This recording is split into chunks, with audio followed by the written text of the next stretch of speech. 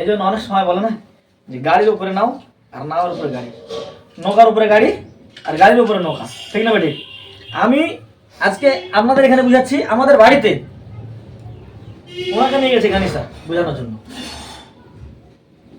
আমাদের বাড়িতে এভাবে একদিন নয়, দুদিন নয়, 5 দিন নয়, কন্টিনিউ 1 বছর আমার বাড়িতে রাত 12টা অবধি Farooq sir, Gani sir meeting হয়েছে এই ঠান্ডার দিনে।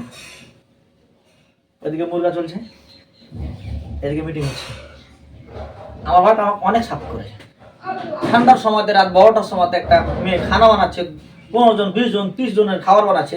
15 জন 20 জনকে নিয়ে আমরা আমার ঘরটা কিন্তু বড়, বিশাল বড় আমার ঘরটা, মানে 20 ফিট বাই 12 ফিট, 12 ফিট চওড়া, 20 ফিট লম্বা আমার ঘরটা, উনি দেখেছে।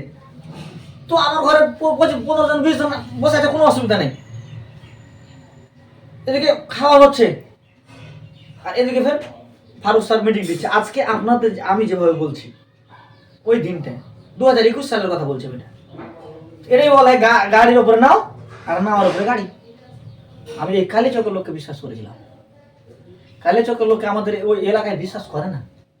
কালীচকের লোককে দেখে এখন অনেক ভয় করে। আপনাকে আমি যেটা সত্যি কথা বলছি, কালীচকের লোকের শরীরে আমি আমার নিজের দেখা সহজে হাত দিবে না 80 কিলোমিটার দূরে, অথচ আমি নিজে দেখেছি এখান থেকে কিছু লোকের ট্রাক থাকে, ট্রাক আসে, ছোট গাড়িগুলো আছে, ওরা আমাদের ওখানে গিয়ে দাদাগিরি দেখিচ্ছে, ডরে কিছু বলতে পারে। আমাকে অনেক লোক বলেছে তুই কি পাল্লাতে পড়ে গেলি, কালী চোখের পাল্লাতে, তোকে তো বেকার করে দিবে। কথাটা বুঝবেন। আমি দেখেন প্রত্যেক জায়গাতে ভালো লোক আছে, প্রত্যেক জায়গাতে খারাপ লোক আছে, শুধু কালী চোখ বলে না। তাহলে কালী চোখে কি সবাই খারাপ? কালী চোখের এমনও কিছু লোক ভালো আছে যে উনি আর টপবে না। আমি দেখেছি আমার সঙ্গে যে থাকে কোন লোক, আমি নাম বলবো না, পুলিশকে দেখে এত ভয়, আমি অবাক যে কালী চোখের লোক পুলিশকে দেখে এত ভয়, অথচ আমি কথা বলছি কিন্তু ও আর কথা বলবে না। এখন ডরে পিছনে লুকিয়ে গেছে, যা এটা ফের কি হয়ে গেল, একবার তো কালী চোখের লোক, ও আর সাহস, আমি কথা বলছি যে আমার পিছনে আছে, ও আমার পিছনে লোক আছে। আমি বুঝতে পারলাম যে আছে, ওখানেও ভীতু লোক আছে। আমি দেখতে পাচ্ছি কিন্তু আমার গ্রামের লোক আজকে ধরেন যে আমরা একটা গোলাম স্যার কথা বলছিল, খুব সুন্দর কথা, যে আমরা কিছু জানি না তার আগে আমরা শুনেছি কোম্পানি পাড়া দুজনকে বলছে আমি একটা কোম্পানিতে কাজ চালু করেছি, তুমি জয়েন করো।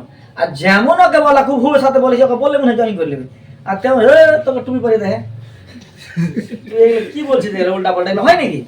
অসম্ভব। এটা হচ্ছে আমাদের ভুল। একটা কথা বলেন তো, আমি এখন যেভাবে গ্যারান্টি নিতে পারবো, আপনি পারবেন? পারবেন? আমি এখন 1 বছর থেকে মিটিং করি, আমি বলছি স্টাম্প পেপার নিয়ে এসো, আমি আর স্টাম্প পেপার আমি সাইন করে দেবো। আমার আইডিতে যে ইনকামটা আছে নর্মালি 50,000 টাকা মাস আছে। আমার আইডিতে যে ইনকামটা আছে এটা হচ্ছে নর্মাল। খুব যদি খারাপ ব্যবসা হয় 50,000, আর ভালো ব্যবসা হলে তো তার উপরে চলে আসে 80,000 1 লাখ। বুঝতে পারলাম কি পারলাম না? তোমাকে আমার আইডি নামে করে দেবো, আপনি কি করবেন? কি আছে আপনার কাছে যে ভাই তুমি স্টাম্প পেপার লিখছো, আমি তোমার নামে করে দেবো, আছি গ্রুপ, পারবেন? আপনি কয়টা প্রোডাক্ট ইউজ করেছেন, আপনি কয়টা প্রোডাক্ট বিক্রি করেছেন, আপনি কয়টা পেশেন্ট ভালো করেছেন? আমি ভরি ভরি পেশেন্ট ভালো করছি। বাচ্চাদের ইনফেকশন হয়ে গেছে, এমার্জেন্সি বলেছে কাঠিয়ার পূর্ণিয়াতে তোমাকে 10 দিনের ভিতরে তুমি টাকা জোগাড় করো, 2 দিনের ভিতরে তুমি টাকা জোগাড় করো, তোমাকে এমার্জেন্সি অপারেশন করতে হবে, সেই পেশেন্ট আমি ঠিক করেছি। তুমি কোনটা ঠিক করেছো? তোমার বিলিভ কোথা থেকে হবে? ক্যান্সারের পেশেন্ট মোটামুটি আমি এটা পেশেন্ট দিয়ে আলাদা যদি ঠিক হয়, আমি 2খানা পেশেন্ট ঠিক করলাম, তুমি কোনটা ঠিক করেছো?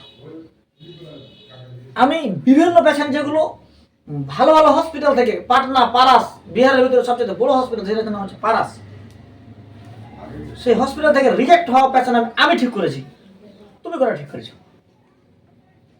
আমরা এই জায়গাতে ভুল করি, ওই লোকটাকে আমরা বুঝাতে পারি না কাজটা কেন পালাবে কোম্পানিটা। প্রথম প্রশ্ন, এইগুলো কোম্পানি আসছে অনেকে চলে যায়, পালিয়ে যায়, এরকম ধরনের। তো তুমি তো জানো না, তুমি তো নিজেই জানো না আমি কাজটা কিভাবে করছি, আর তুমি তো নিজেই জানো না আমি কাজটা কেন করছি। আজকে আপনাদের সামনে বলছি, আজকে না আসুক কালকে না আসুক, 1 বছর পর না আসুক, 100% আল্লাহ যদি বাঁচি বছর 2030 সালের ভিতরে প্রত্যেক বাড়ির একটা না একটা সদস্য আয়ুর্বেদিকে জুড়ে থাকবে। প্রত্যেক বাড়ির একটা সদস্য। আজকে আপনি দেখেন 20 সাল আগে, 20 বছর আগে কয়টা লোকের বাড়িতে কি ছিল, বাইক ছিল, সাইকেলটা তো ভালোভাবে ছিল না। কারণ যে আমার যখন হুঁশ হয়তো একটা সাইকেল দিয়েছিল আমাদের রয়্যাল, হিরো রয়্যাল, স্যার সাইকেলের এখানে ভালো খুব জানে। তো দেখতে এসছে আমাদের গ্রামের লোক, আমার মেজো ভাই গেলে দেখে দেখতে এসছে যে মোস্তাক আল আমার ম্যাচ করবাটাকে একটা সাইকেল নিয়ে দিয়েছে। ধরে বলো না, আজকে ঘরে ঘরে বাইক আছে, একটা বাড়িতে 6টা ভাই 6টা ভাই বাইক আছে, আছে না নাই? আছে না নাই? সেই মতন প্রত্যেক বাড়িতে একটা করে কমসে কম আয়ুর্বেদিকটা জুড়ে থাকবে, এটা 100% গ্যারান্টির সাথে আমি বলছি। কারণ আমি বলছি না, আজকে ভারত সরকার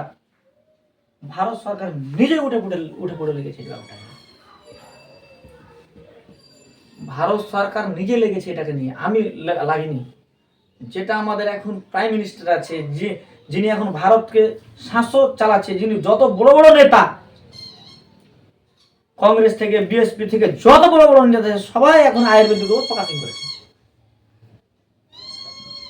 নরেন্দ্র মোদী খুব নিজে আয়ুর্বেদিককে প্রচার করছে, অথচ কেউ দেখাতে পারবে না যে এখন অব্দি আংরেজি দাওয়াকে করেছে, অ্যালোপ্যাথি দাওয়াকে প্রচার করেছে, বলতে পারবে? ক্ষমতা নেই। কারণ আমরা জানি যে যত আমরা রাসায়নিক ইউজ করছি, তত আমার জীবনে আমার ক্ষতি করা হচ্ছে। আমার একটা অসুখ ভালো করবে, আর একটা অর্গান নষ্ট করবে। এটা হচ্ছে এখন যারা তুমি দেখো দাওয়াই খাচ্ছে, আর 8-12 মাস ওষুধের উপরে চলছে।